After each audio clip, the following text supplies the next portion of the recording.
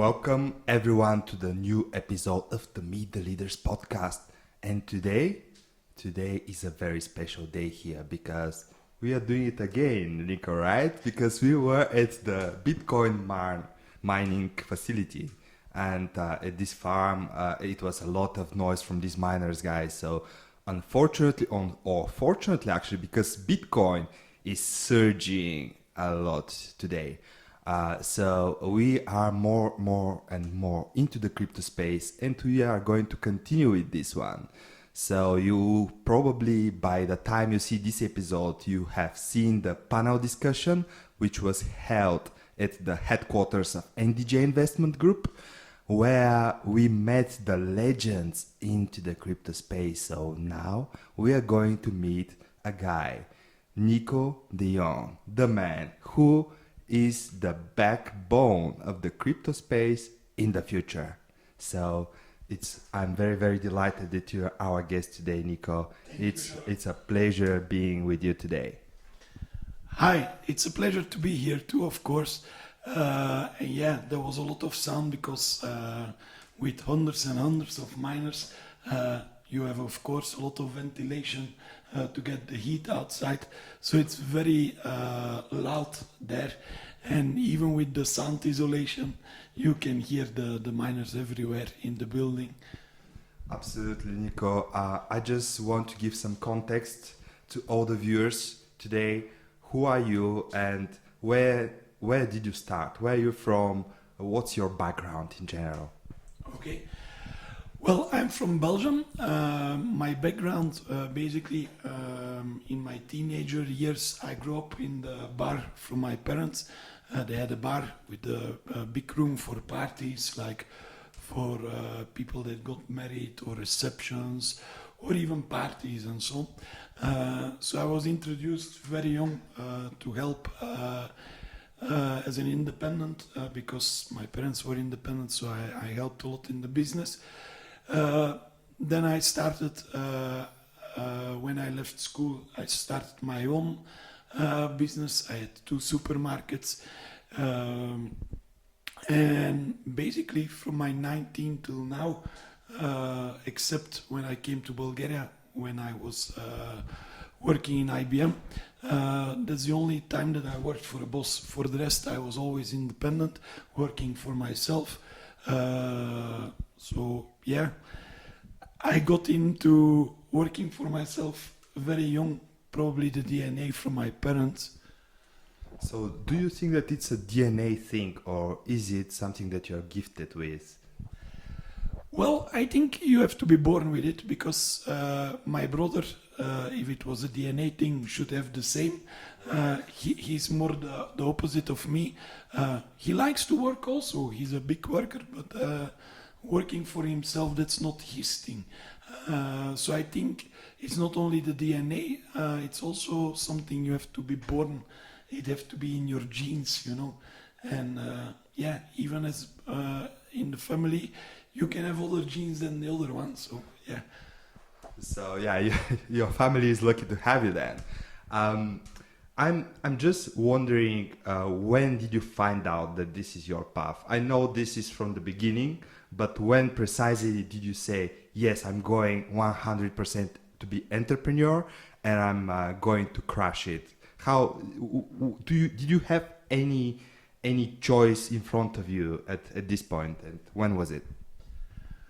Well, I think the very first time that it got clear was that my father went to like an evening in school that you have to meet the teachers and the principal and so on. And the principal said to my father, "Your son have to do something in sales because he can sell air." And this has to do with the fact that in the last year of school, I was doing commerce and marketing. We had a mini enterprise in the school, like with a real VAT number and so on, in the class. And in the beginning of the year, the parents, they bought shares, and it was with a real accountancy and so on.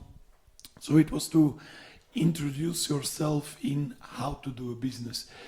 And yeah, probably again with the jeans, I was quite the guy that took all the responsibility in the class to make something, because the years before, they had maybe in the end of the year like €10 profit on the shares.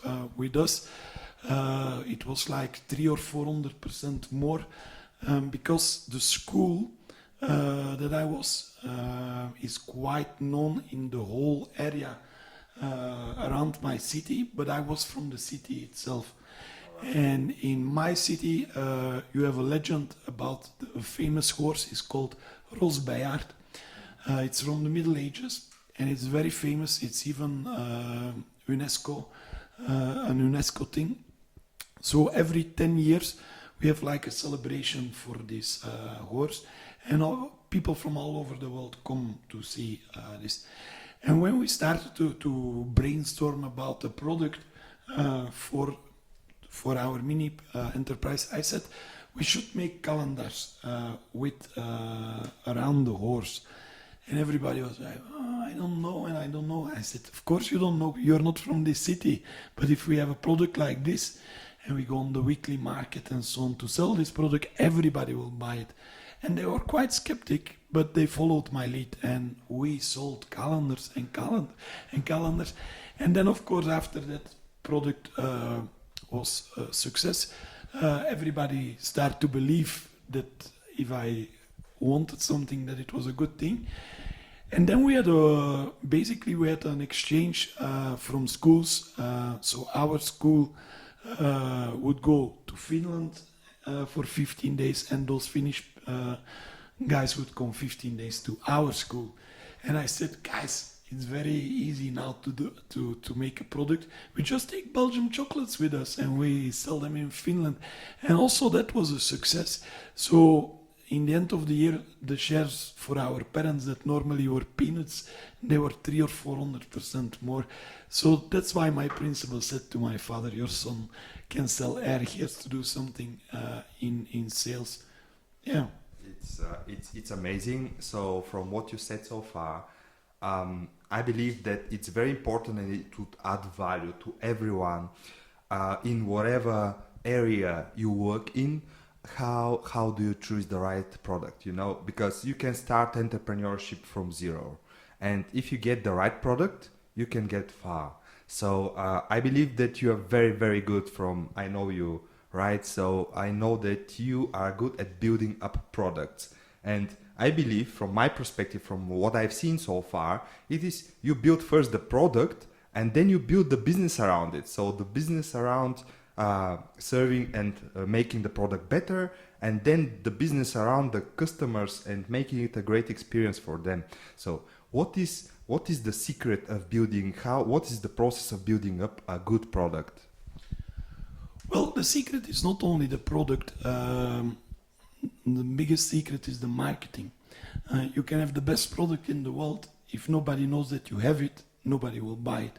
So for me, it's always around marketing and to think out of the box, to be different than all the rest. To give you an example, we just went to the Coinsbank crypto blockchain cruise, and I gave to all my clients, because we were with a lot of clients on the cruise, I gave them all a goodie bag with t-shirts, with caps, all branded stuff. I didn't ask anybody, so I just gave it. But on all the receptions, on all the events, my clients were there with their t-shirts, with their caps and so on. So we were noticed. Even the assistant of John McAfee tweeted us, see the guys from NDJ, and so on. Coinsbank retweeted several of our posts that we were on the cruise. So marketing it's not only the product. You have to build a good campaign around it, that people know you have a good product, because otherwise nobody will buy your product. And then your other thing is the client.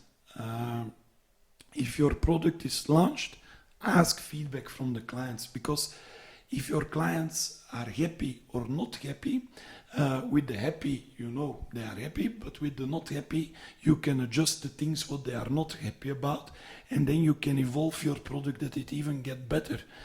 But if you get feedback and you're like well, I don't agree with you, and you just put it aside, then yeah, that's not good. You really have to do something with the feedback. I know really a lot of people that get feedback and that are going in a defense mode, and it's not true and this and that. No, feedback is not, it's not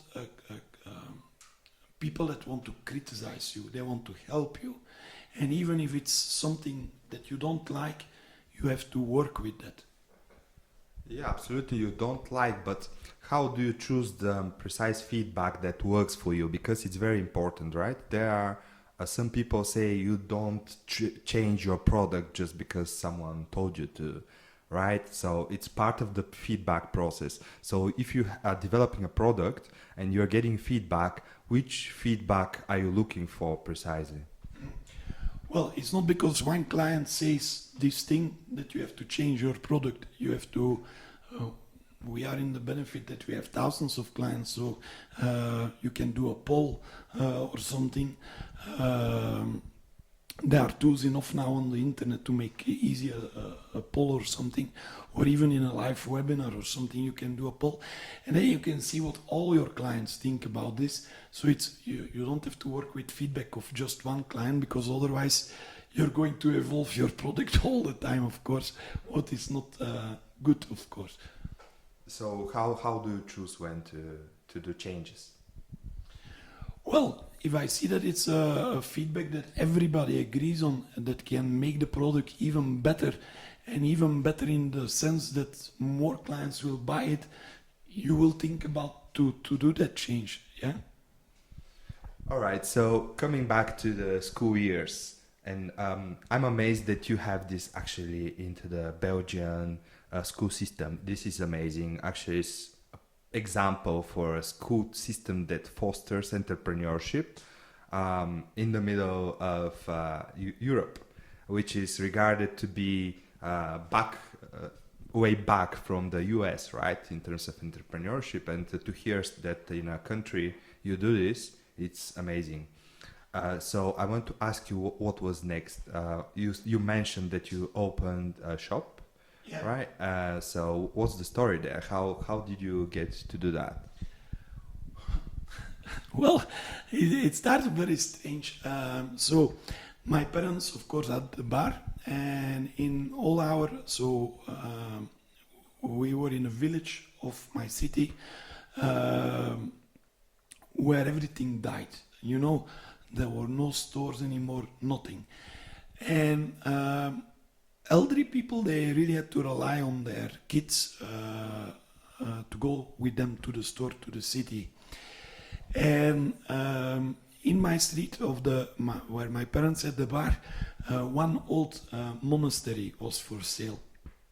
So I went to ask, because I expected like a big price.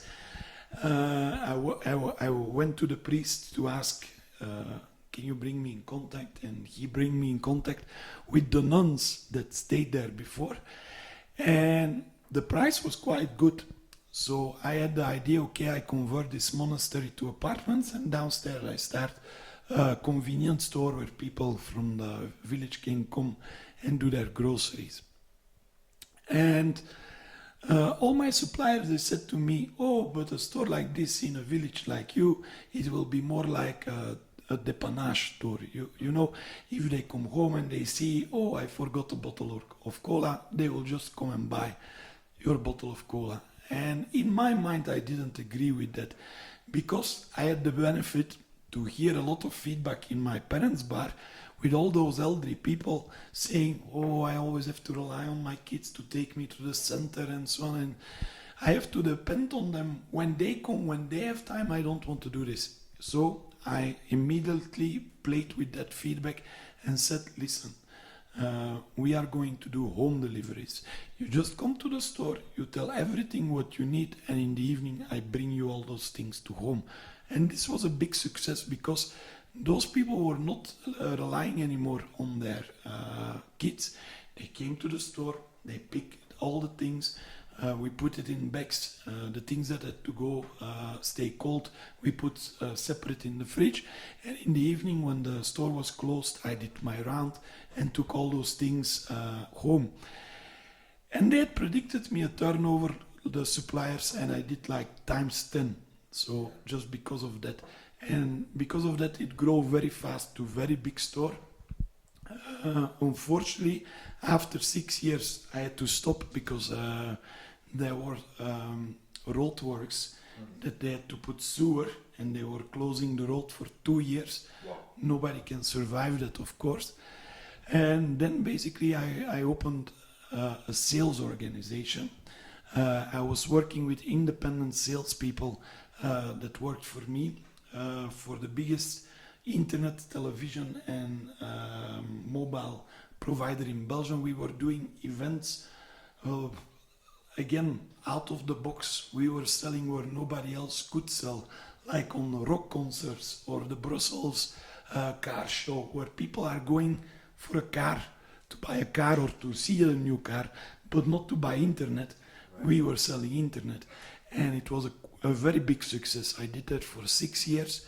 I managed I had 60 to 80 salespeople all over the Flemish part of Belgium doing events like that. So I was a lot traveling to see all the events, that everything went good, to see if the branding was good, that they had enough contracts and so on. It was a very nice life because every day I was on other destinations, meeting new people. And then, of course, after 6 years, we made this provider so big, you cannot keep on fishing in the same pond over and over and over. Once you made everybody a client, then they stopped to cut in budgets, they stopped to do events and so on. So when I stopped this, a friend of me said, "Hey, listen, man, I'm going to Bulgaria because I'm going to introduce my product there. Do you want to come?" And I said, "Yeah, like adventure." The plan was to come for 6 weeks. I'm here 10 years now, so when I came, I liked it here and I stayed. Guys, thank you very much for watching this amazing episode and looking forward for the next episode, guys. See you soon.